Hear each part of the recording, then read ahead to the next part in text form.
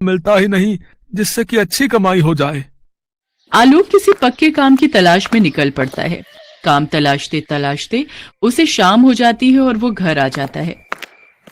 सुबह अगर कुछ खाने के लिए बनाया है तो दे दे, मुझे बहुत जोरों की भूख लग रही है। जी, आज के लिए थोड़ा सा आटा और सब्जी बची थी, वो बना दी है, पर ना जाने कल का क्या होगा। ओहो, अब क्या कर सकते हैं, जो है वही ला दे। मैं खुद काम की तलाश में सुबह से भटक रहा हूँ, लेकिन कहीं काम नहीं मिल रहा। मैं तो परेशान हो चुका हूँ। जी, आप दुखी मत होइए, भगवान ने चाहा तो जल्दी ही हमारे अच्छे दिन आएंगे।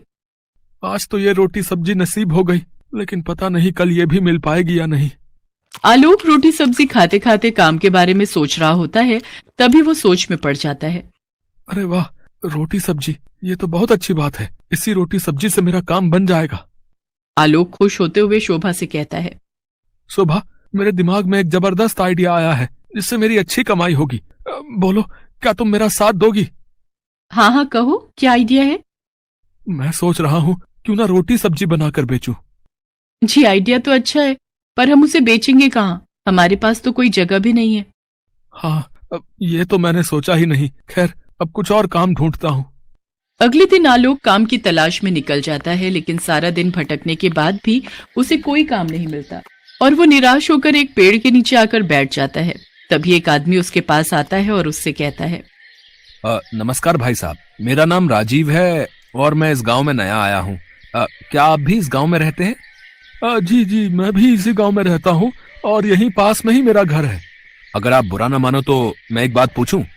जी कहिए। आप कुछ परेशान दिख रहे हैं, क्या बात है?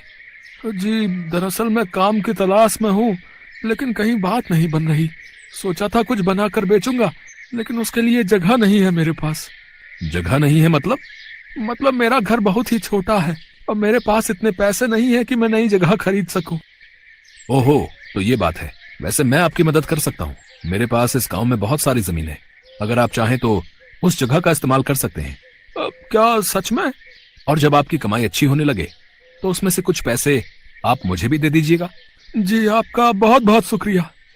राजीव आलोक को अपनी जमीन दिखा देता है, जिसके बाद आलोक वहां पर अपना रोटी सब्जी बेचने का काम शुरू कर देता है। साथ ही शोभा भी आलोक की मदद के लिए आ जाया करती थी।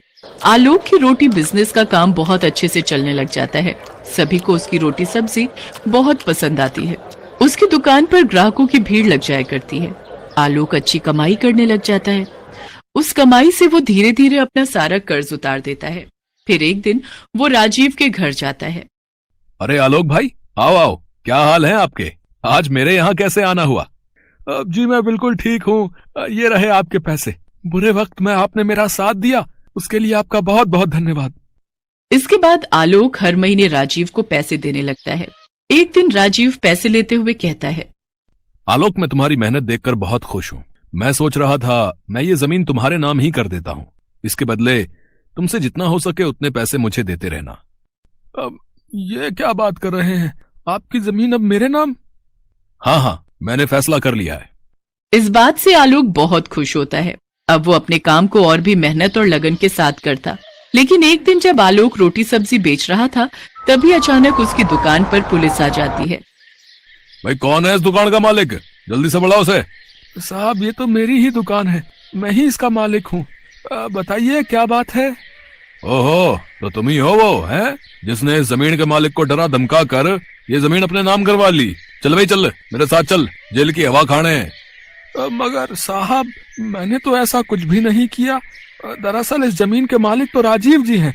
अभी हाल ही में उन्होंने अपनी ये जमीन मेरे नाम की है। अच्छा, तो फिर लेकर चल मुझे उस राजीव के पास। चल। आलोक पुलिस को राजीव के घर लेकर जाता है। क्यों भाई, क्या इसकी दुकान की जमीन तुम्हारी थी, हैं, जिसे तुमने इसे कुछ महीने पहले बेच दिया है? ये आप कैसी बातें कर रहे हैं सर? कौन सी जमीन? मैं तो इसे जानता भी नहीं हूँ। कौन हो भाई तुम, और मुझ पर झूठा इल्जाम क्यों लगा रहे हो? लेकिन आपने ही तो मुझे रोटी सब्जी की दुकान खोलने के लिए वो जमीन दी थी और कुछ महीनों बाद वो मेरे नाम भी कर दी थी। ये क्या बकवास किए जा रहे हो? मैं नहीं जानता तुम्हें। भाई, कहानी तो बहुत अच्छी बना लेते हो। अब चलो जेल, वहां की हवा खाने, वहीं तुम्हारी अकल ठिकाने आएगी। चल। तभी पुलिस आलोक को गिरफ्तार कर लेती है। लेकिन साहब मैंने कुछ नहीं किया है, मैं सच कह रहा हूँ। सभी अपराधी जो है ना, जुर्म करने के बाद यही कहते हैं। साहब, क्या जाने से पहले एक बार मैं अपनी बीवी बच्चों से मिल सकता हूँ साहब? ठीक है, लेकिन सिर्फ 10 मिनट के लिए, समझे? तभी पुलिस की गाड़ी आलोक के घर के बाहर आकर रुकती है। अंदर जाकर आलोक अपनी पत्नी को सारी बात बताता है। ये तो बहुत बुरा किया उन्होंने हमारे साथ, अब हम आपके बिना क्या करेंगे? शोभा, जब तक मैं वापस नहीं आ जाता तुम्हें ही ये घर संभालना होगा। और हाँ, अपना और मीनू का ध्यान रखना। मेरी बात मानो तो जब तक मैं वापस नहीं आता तुम अपने मायके चली जाओ मीनू को लेकर।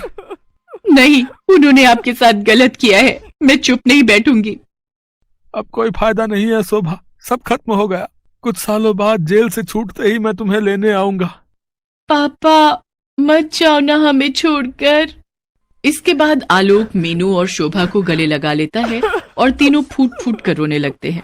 तभी पुलिस आलोक को अपने साथ लेकर चली जाती है। तकरीबन 3 साल जेल में गुजारने के बाद आलोक वापस शोभा और मीनू को लेने उसके मायके जाता है।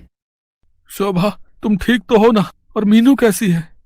हम दोनों हर रोज आपको याद करते थे। मीनू रोज आपके बारे में पूछती थी।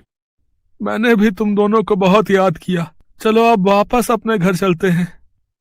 इसके बाद आलोक दोनों को लेकर घर आ जाता है। घर आकर वो शोभा से कहता है, शोभा, तुम खाना बनाओ, तब तक मैं आता हूँ। लेकिन आप कहाँ जा रहे हैं? उस राजीव से पूछने कि उसने आखिर मेरे साथ ऐसा क्यों किया। इसके बाद आलोक राजीव के घर जाता है, लेकिन उसके घर पर तो ताला लगा हुआ था। आसपास के लोगों से पूछने पर पता चलता है कि वो 1 साल पहले ही गांव छोड़कर जा चुका है। इसके बाद आलोक वापस अपने घर आ जाता है। शोभा, वो तो 1 साल पहले ही ये गांव छोड़कर जा चुका है। अब छोड़िए जी, उसको उसके किए की सजा तो भगवान जरूर देगा।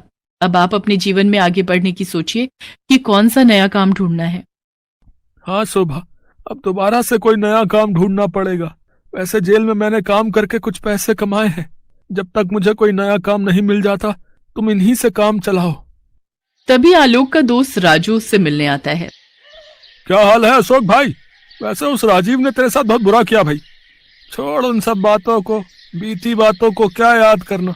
अब मैं आगे के बारे में सोचकर नए काम की तलाश में हूँ। बिल्कुल सही कहा तुमने। वैसे तुम्हारे गांव से कुछ दूरी पर एक शहर है, वहाँ रेस्टोरेंट और ढाबे बहुत कम है। अगर तुम चाहो तो वहीं जाकर अपनी रोटी सब्जी बेच सकते हो। ठीक है भाई, मैं सोचता हूँ। इसके बाद अगले दिन शोभा से कहकर आलोक शहर की ओर निकल पड़ता है। यहाँ तो एक भी जगह ऐसी नहीं दिख रही जहाँ मैं रोटी सब्जी लगा सकूं, पर वापस किसी से जमीन लेने की गलती मैं नहीं कर सकता। हाँ, ये ठीक रहेगा, साइकिल पर रोटी सब्जी बेचूंगा। इसके बाद जो थोड़े बहुत पैसे की बचत उसने जेल में रहकर की थी, उनसे वो एक साइकिल खरीदता है। इसके बाद आलोक रोज गांव से आना जाना करता है। साइकिल पर घूम घूम कर रोटी सब्जी बेचता है। रोटी सब्जी ले लो, रोटी सब्जी। सभी आलोक की रोटी सब्जी खाने लगते हैं।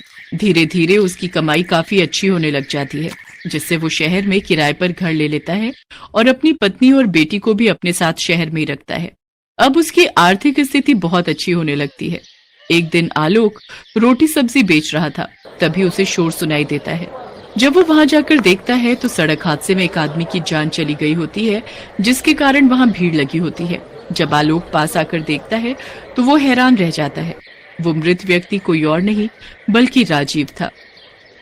इसका मतलब राजीव गांव से भागकर यहाँ रह रहा था। भगवान ने उसको उसके किए की सजा दे दी।